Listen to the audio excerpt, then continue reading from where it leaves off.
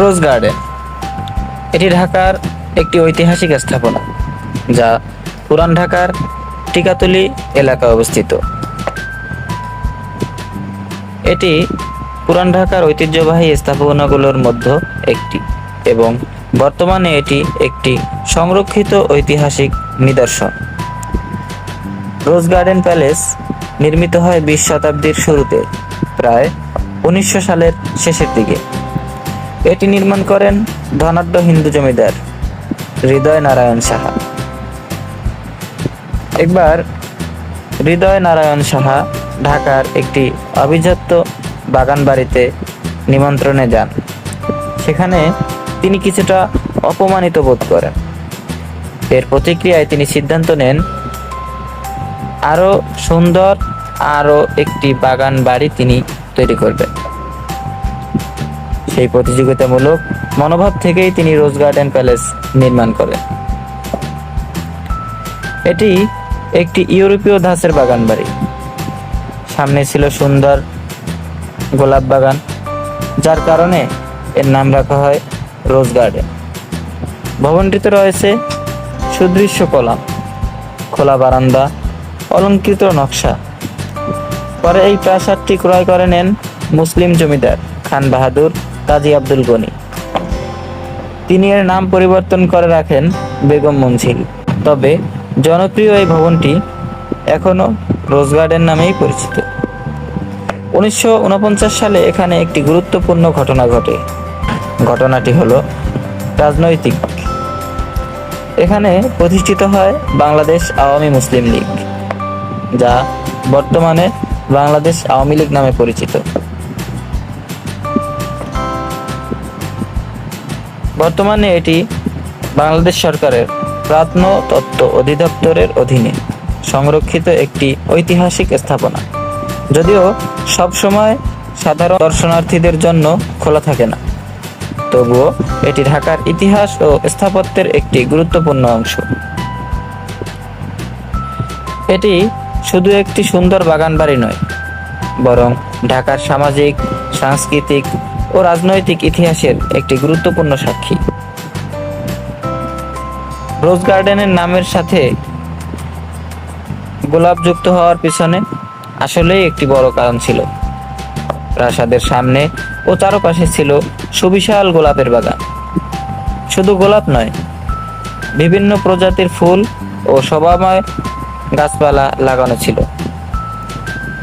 পুরো এলাকা ছিল এক ধরনের অভিজাত্য ও অবকাশ কেন্দ্র, যেখানে অতিথি আপ্যায়ন ও বিনোদনের ব্যবস্থা ছিল।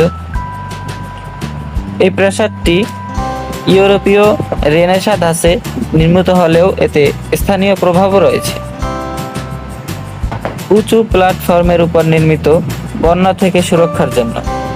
সামনে বড় সিঁড়ি ও কলাম স্তম্ভ, সিমেট্রিক্যাল ডিজাইন, দুই পাশে সমান কাঠামো, বড় বড় হলরুম, সম্ভবত নাচ গান ও সামাজিক অনুষ্ঠানের জন্য। অলংকৃত ছাদ ও দেওয়াল, কাঠের দরজা, জানালায় সূক্ষ্ম কারুকার্য, আলাদা অতিথি কক্ষ ও বসার জায়গা। রোজ গার্ডেন শুধু বসবাসের জন্য নয়, বরং ছিল একটি সামাজিক কেন্দ্র, জমিদারের আড্ডা ও বৈঠকের স্থান, সাংস্কৃতিক অনুষ্ঠান, সঙ্গীত আসর, নৃত্য পরিবেশনা হতো। ব্রিটিশ আমলের উচ্চবিত্ত সমাজের এক ধরনের সংস্কৃতি এখানে দেখা যেত। মালিক পরিবর্তন হওয়ায় হৃদয় নারায়ণ সাহা এরপর এটি কিনে নেন খান বাহাদুর কাজী আব্দুল গনি। তিনি মুসলিম পরিবারের জন্য এটি ব্যবহার করেন। নাম পরিবর্তন করে রাখেন বেগম মঞ্জিল। কিছু অভ্যন্তরীণ ও পরিবর্তন সংস্কার করেন। 1949 সালের ঘটনাটি খুবই গুরুত্বপূর্ণ। এখানে পূর্ব পাকিস্তানের প্রগতিশীল নেতারা একত্রিত হন, গঠিত হয় আওয়ামী মুসলিম লীগ। পরে এটি রূপান্তরিত হয় বাংলাদেশ আওয়ামী লীগ নামে। এই দল পরে বাংলাদেশ স্বাধীনতার আন্দোলনে নেতৃত্ব দেয়।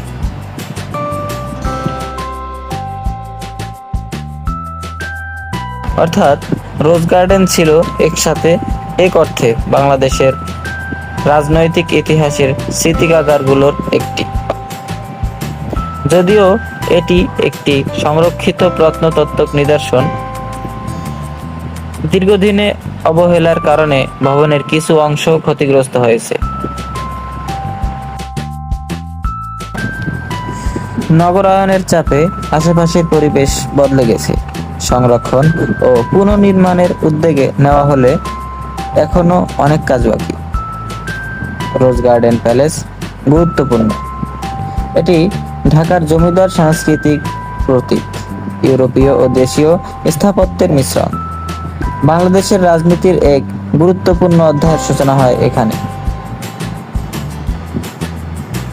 সম্মানিত ভিউয়ার্স, বাংলাদেশে এমন অনেক নিদর্শন আছে যা আমাদের অজানা। সম্মানিত ভিউয়ার্স, আমরা বাংলাদেশের প্রত্যন্ত থেকে প্রত্যন্ত অঞ্চলে গিয়েও আপনাদের জন্য এরকম আরো ভিডিও তৈরি করতে পারবো, যদি আপনারা আমাদের সাথে থাকেন। এবং এমন নিত্য নতুন আপডেট আমি আপনাদেরকে দিতে চাই, যেখানে যেই পরিবেশ দেখে আপনিও উদ্বুদ্ধ হন সেই স্থাপনাগুলো ঘুরে দেখতে।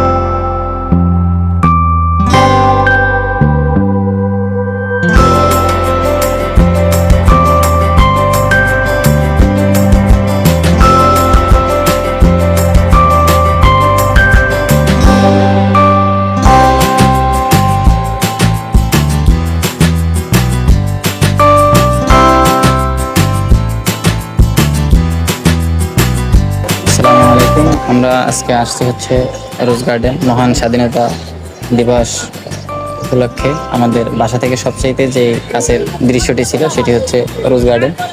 আর এখানে আমরা আসার পর দেখতে পেলাম শুধু আমরাই না, এখানে অনেক লোকের সমাগম। আপনারা চাইলে এখানে আসতে পারেন, কারণ এখানে যে পরিবেশটা মাশাআল্লাহ অনেকটা সুন্দর।